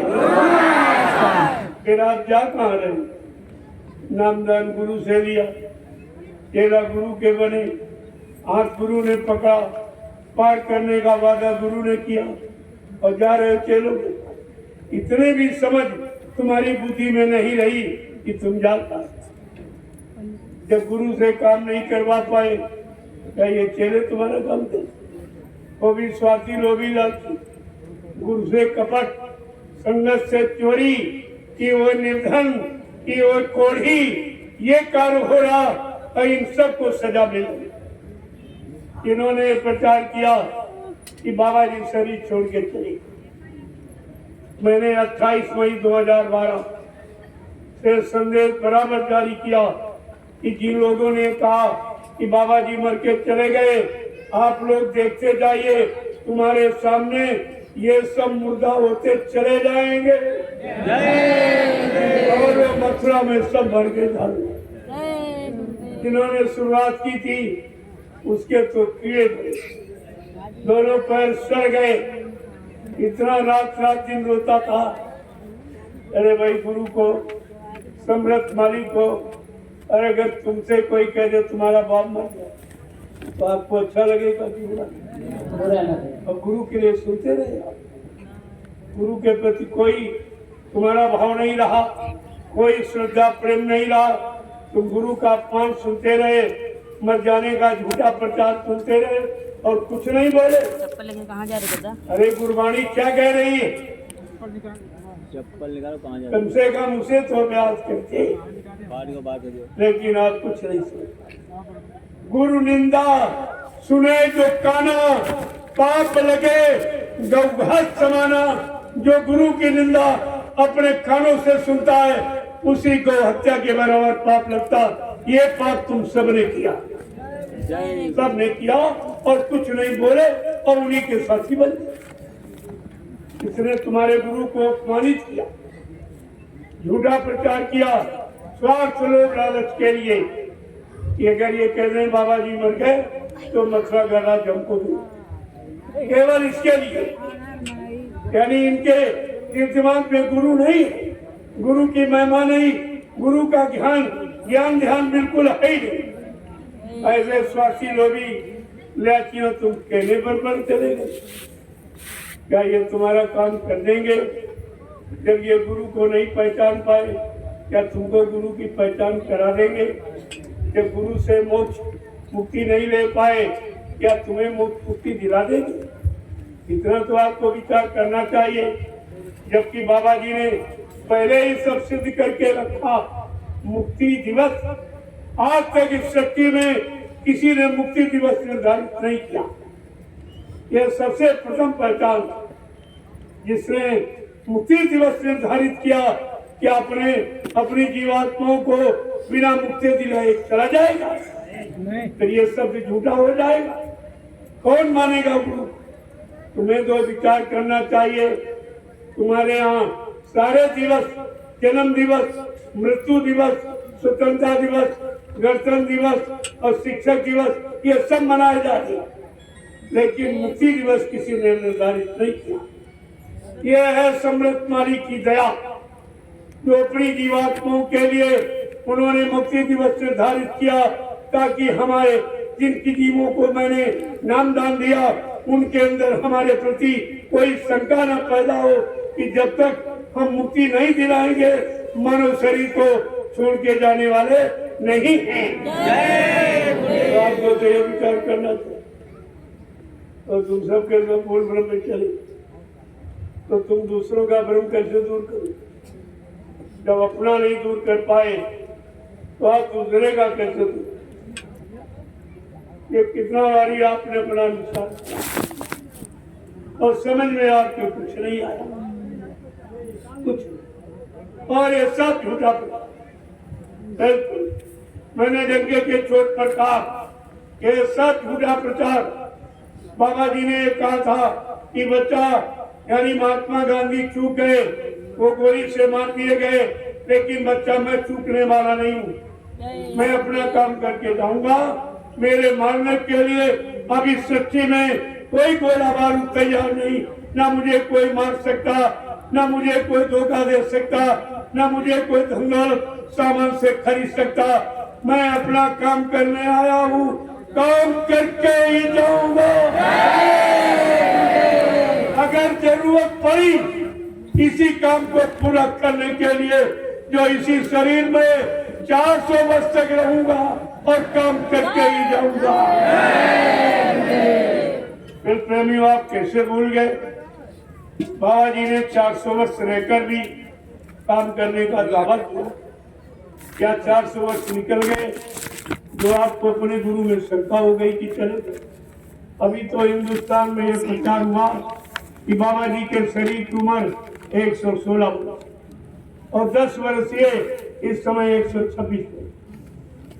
वो तो योगी है, वो 10 साल का 50 साल का बन जाएगा, 70 साल का। क्या तुम उसे पहचान लोगे? अरे वो तो ये सब कलाएं जानता। जब राम और हरि कृष्ण 16 और 64 कलाओं से आए, कोई नहीं पहचान पाया। ये तो असंख्यों कलाओं से महापुरुष आया, इसे कौन पहचानेगा? आपको ये सब जानकारी रखनी चाहिए। लेकिन तुम्हारे पास कोई जान। मैंने इन 10-11 वर्ष लग गया है, मैं लगातार पूरे हिंदुस्तान में घूम घूम इस सच्चाई को सबके कान तक पहुंचाया, सबको जानकारी दी। ये सब झूठा प्रचार। मैंने कहा अरे भाई तुम सिद्ध कर दो कि बाबा जी मर गए, सिद्ध तो करो। मौत का प्रमाण पत्र मांगा, वो भी आज तक नहीं। यानी मतलब कोई प्रमाण नहीं है तो ये झूठा संदेश कैसे मान लिया जाए? ये तो गुरु का घोर अपमान है। आप मर जाना शब्द किसके लिए प्रयोग करते हो? अपने दुश्मन की। तेरा बाप मर जाए, तेरा भाई मर जाए, तेरा बेटा मर जाए, तेरा पति मर जाए, ये आप दुश्मन के लिए प्रयोग करते हो। और इन लोगों ने तुम्हारे गुरु के लिए ये शब्द प्रयोग किया, तो ये दुश्मन नहीं तो कौन है? इस पर आपको विचार करना चाहिए। और आपने इस पर कोई विचार, और उन्हीं का साथ दे, उन्हीं के पीछे चलने लगे। तो आप क्या करें? जो चोर को सजा वही चोर के साथ रहने वालों, सजा में कोई अंतर नहीं होता। इसलिए आपको उस संग दोष से बचाने के लिए मैंने 10 वर्षों से लगातार गुरु के वचनों की सत्यता तो गुरु परिवार के सब प्रेमियों के कान तक पहुंचा दिया, कुछ बाकी नहीं रखा।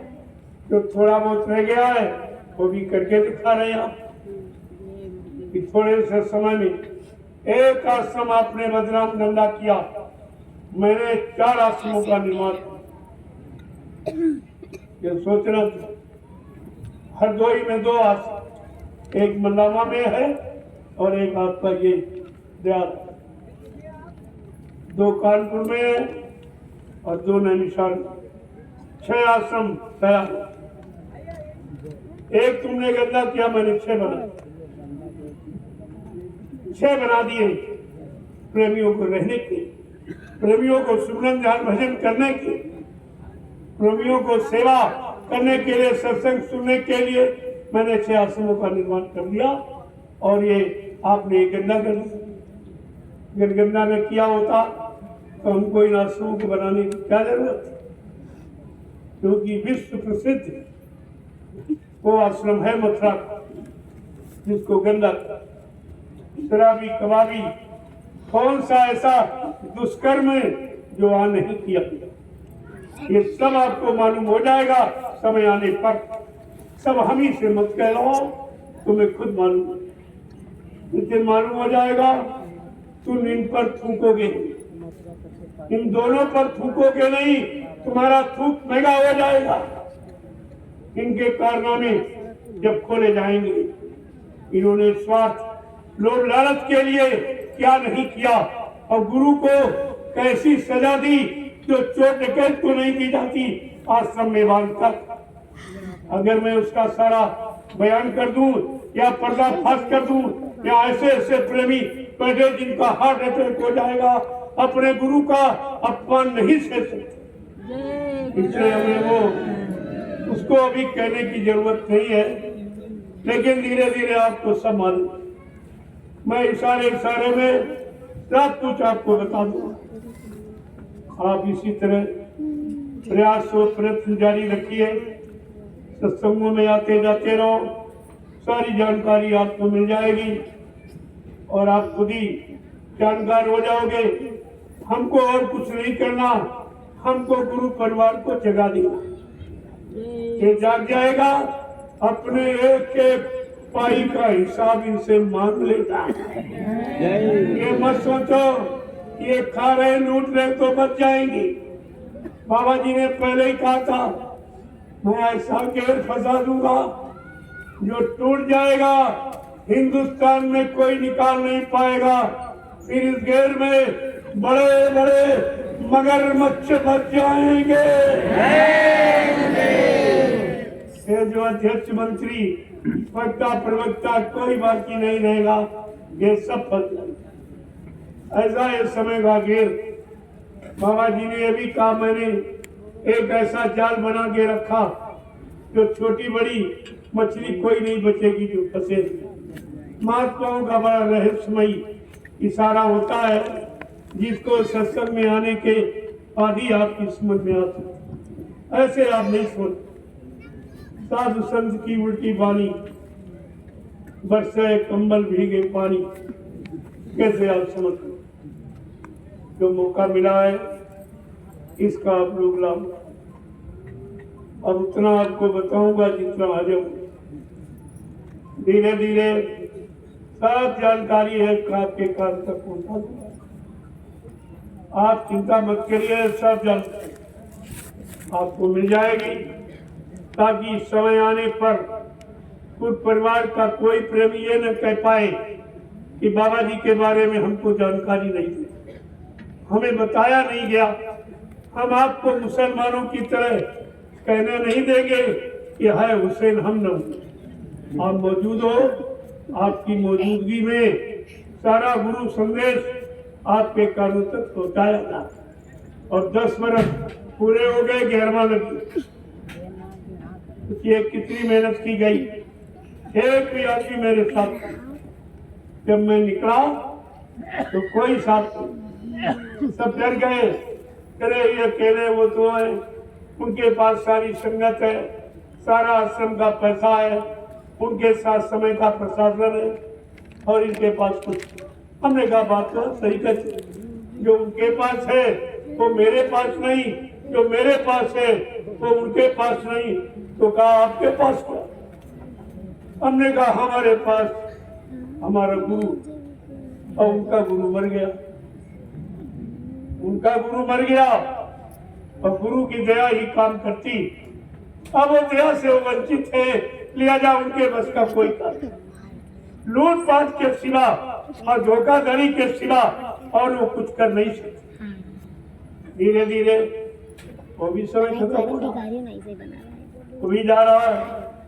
सुख सदा रहता नहीं, तो दुख का भी अंत है, वो भी चला जाएगा। आज चिंता क्यों? सब समय की जानकारी आपको हो जाएगी कि कलयुग कैसे कैसे काम कर रहा था, कैसा कैसा भ्रम पैदा कर रहा था, अच्छे सच्चे भक्तों को कैसा गुरु से हटा रहा, गुमराह कर रहा था, लोभी लालचियों पर विश्वास करा। ये कलयुग के जीव है, लोभी लालची। बाबा जी ने पहले आपसे कहा था कि मेरे यहाँ तमाम कलयुगी जीवों ने नामदान ले लिया। बच्चा उनसे होशियार रहना, वो सत्संग सुनने नहीं देंगे, गुरु में विश्वास रखने नहीं देंगे, गुरु से आस्था जोड़ने प्रेम जोड़ने नहीं देंगे, और नाम की कमाई करने नहीं देंगे, सत्य वचनों पर की तरफ आपको जाने नहीं देंगे। ऐसे यानी काल के जीवों से सावधान है। और पहचान बताई थी, काल के जीव कौन है? जो नहीं माने हुकुम हमारा, उनके मन को काल समारा। जो मेरे हुक्म आदेश को न मानेगा, न हम पर विश्वास करेगा, अपना आदेश चलाएंगे अपने स्वास्थ्य और लालच के लिए। का बच्चा एक काल के जीव है, इनसे बहुत होशियार रहना। ये सब आपको सिखाया पढ़ाया गया, लेकिन काल ने ऐसा गांव मारा, तुमको गुरु के वचनों से अलग, सत्यता से अलग कर दिया और भूल भ्रम में आप चले गए। लेकिन संत अपना बीज कभी निर्बीज नहीं होने देते। अपने वचनों की सत्यता कभी समाप्त नहीं होती। उसका नहीं है कि उनका बीज ही समाप्त हो जाए। और एक बीज कितने पेड़ों को तैयार कर देता। एक जलता हुआ चिराग करोड़ों बुझे हुए चिरागों को जगा देता। ये सब आपके सामने हो रहा है। जब धीरे धीरे सत्संग वचनों को सुनोगे, अमल करोगे, अपने पर लागू करोगे, तो एक एक वचन तुम्हारे अंदर घर कर जाएगा और सारी जानकारी तुम्हारे पास होगी। जय गुरुदेव, जय गुरुदेव, जय गुरुदेव, जय गुरुदेव। नाम किसका? जय गुरुदेव। नाम किसका? प्रभु का। जय गुरुदेव। नाम किसका? प्रभु का। प्रभु का प्यारा नाम। अब आप लोग खड़े हो जाओ।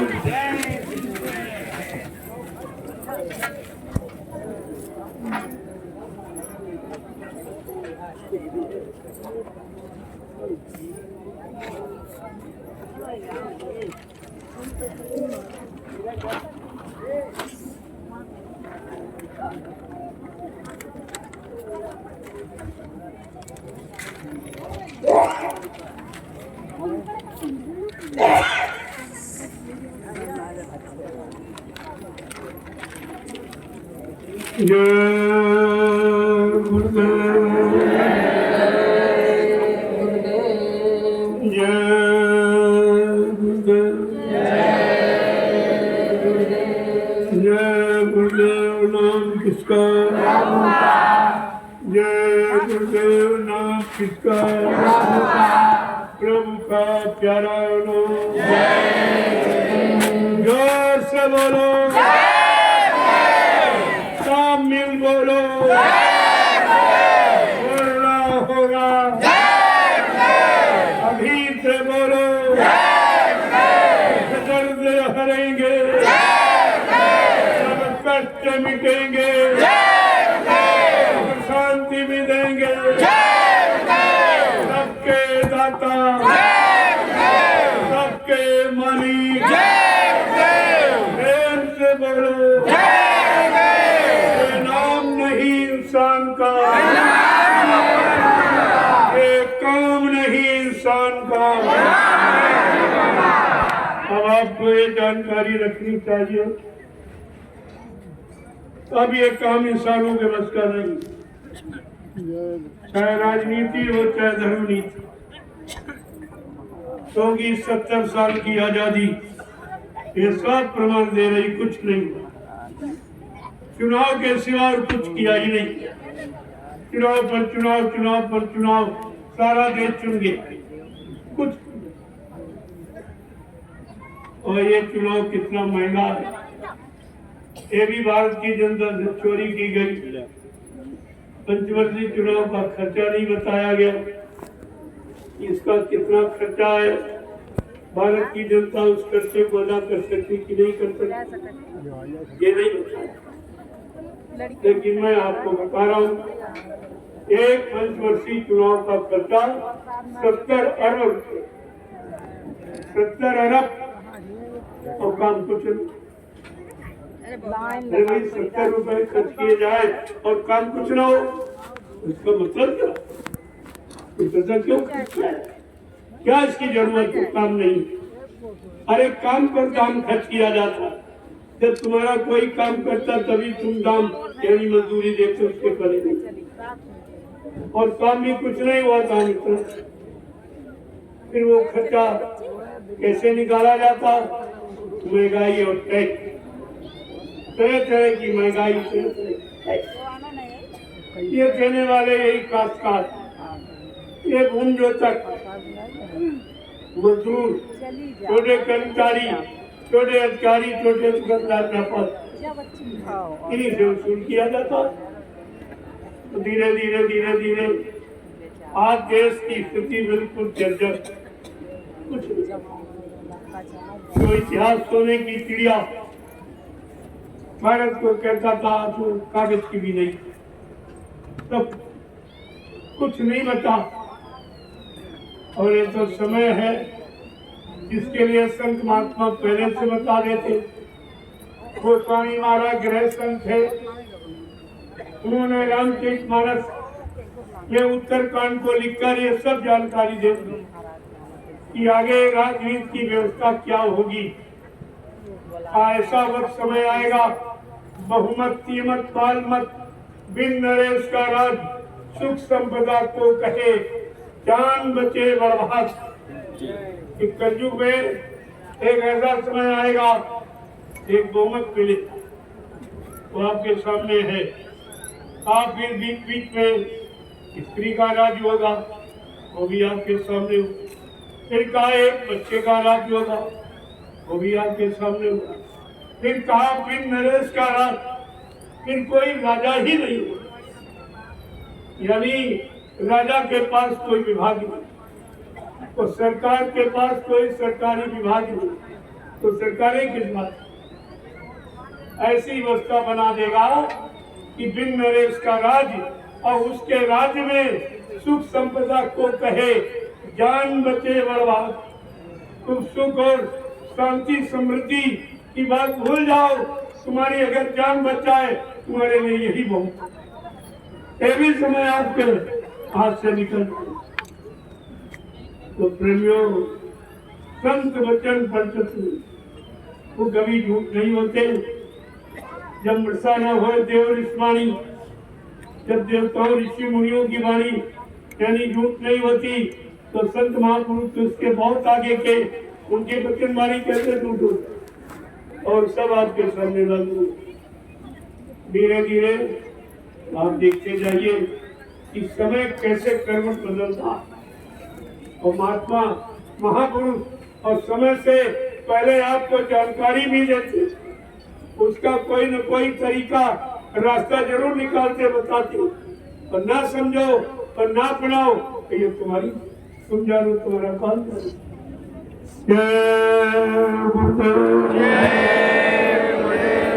जय गुरुदेव,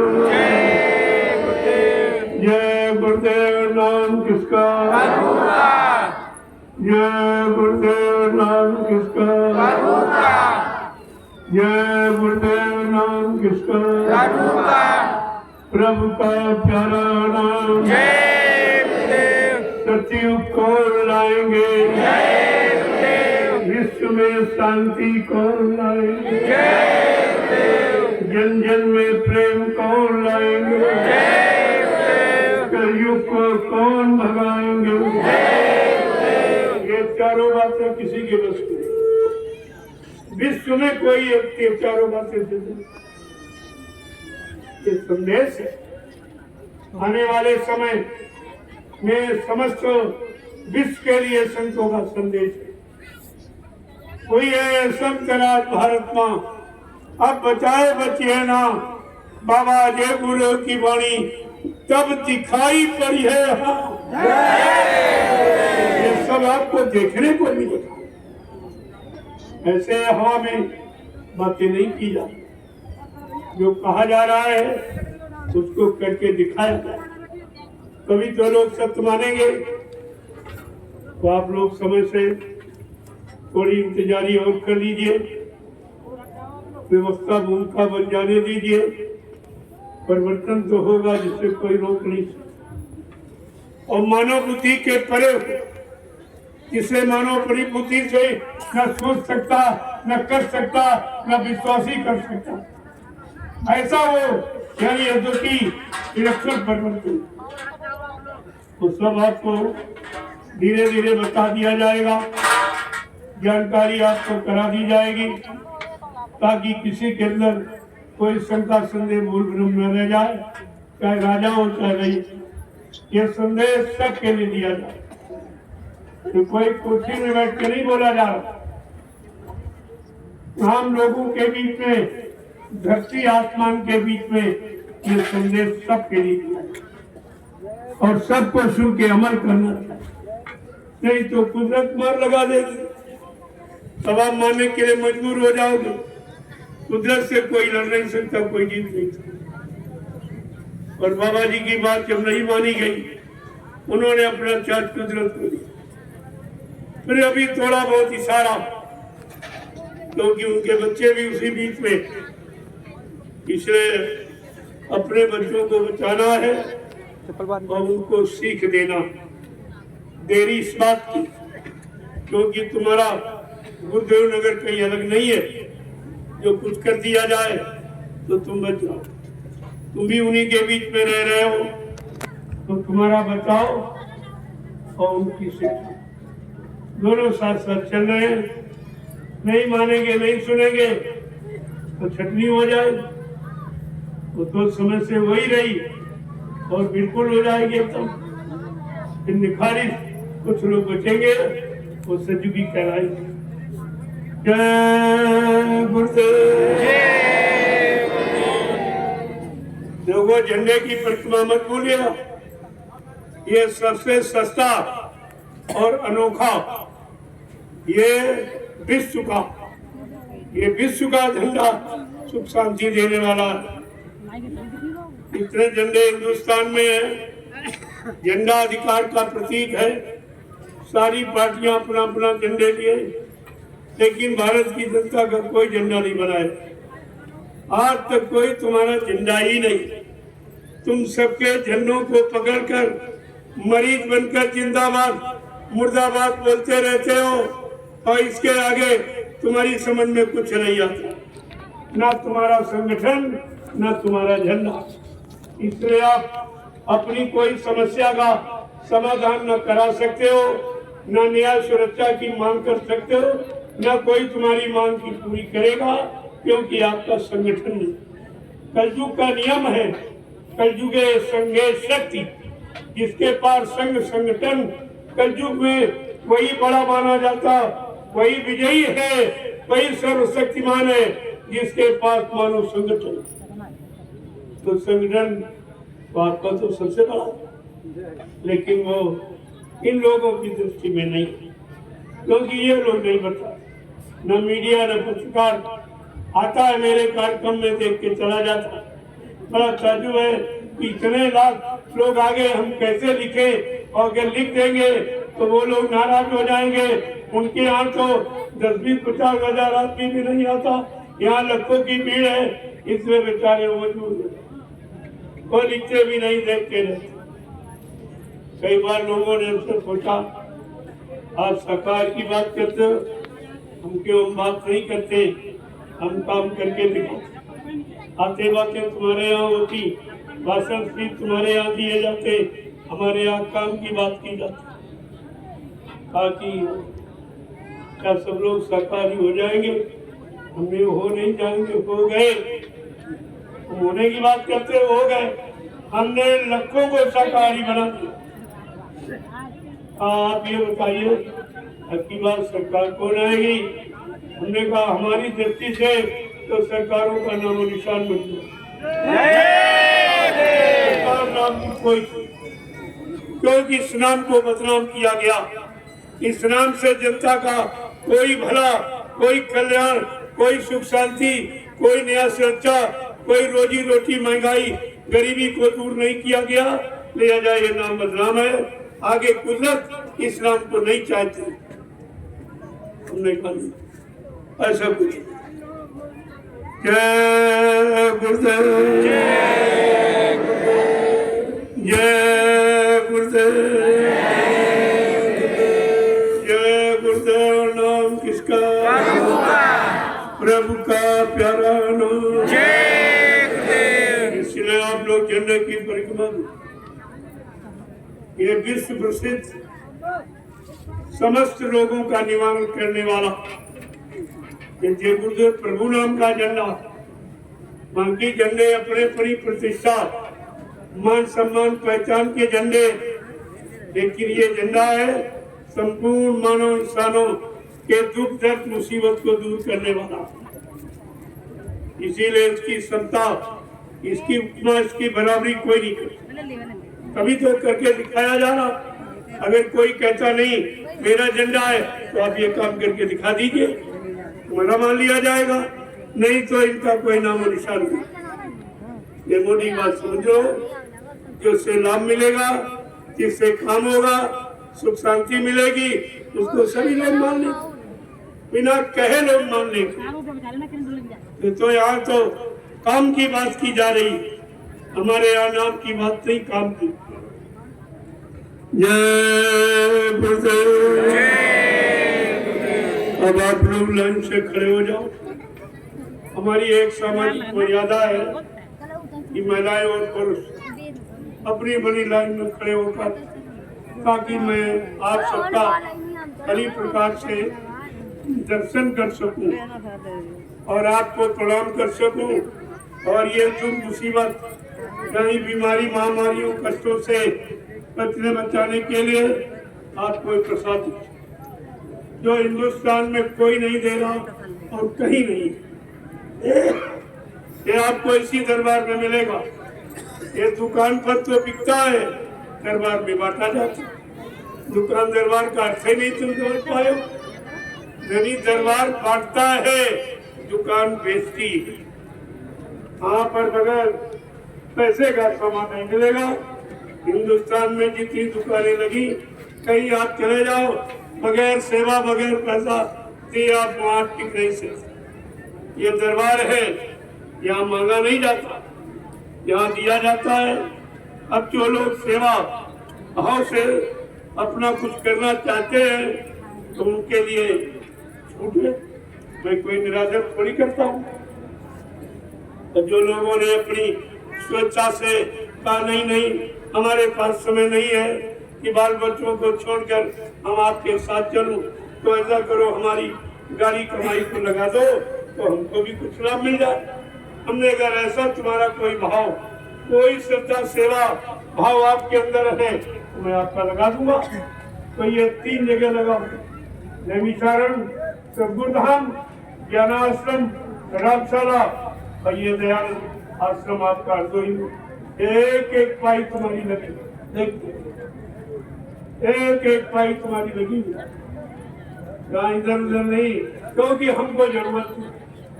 हमारे कोई बीवी बच्चा तो है नहीं जिसके लिए मैं आपसे झूठ बोलूंगा या संचय करूंगा या आपको धोखा दूंगा।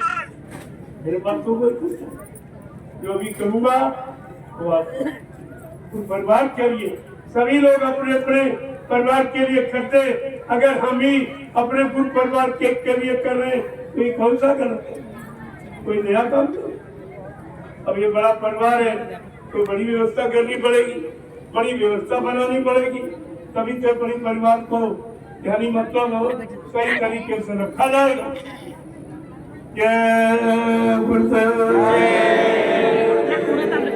चलो आपको तब तो झंडे की परिक्रमा करो, हिम्मत बोलो, इतना सस्ता साधन आपको कहीं नहीं मिलेगी।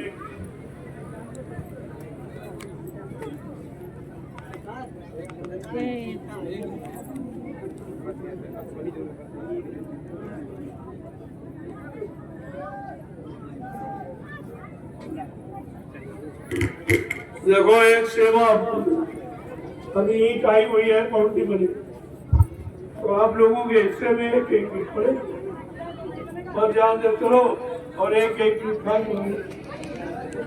एक एक ईट हिस्से में पड़ेगी मुश्किल से। आप तत्काल उठिए यहाँ से और वो एक एक ईट उठाइए और वापस। जिन्होंने कोई सेवा नहीं कर पाए सुबह शाम तक, तो आपको इतनी सरल सेवा मिल गई। सेवा छोटी बड़ी नहीं, लाभ वही होता। आदेश आदेश है, आदेश कभी छोटा बड़ा नहीं होता। आप सब लोग लो और एक एक ईट वहां से उठाओ और वहां आपकी सेवा पूरी हो गई। देखो कितनी छोटी सेवा का कितना बड़ा लाभ, ये आपको समझना चाहिए। जय गुरुदेव।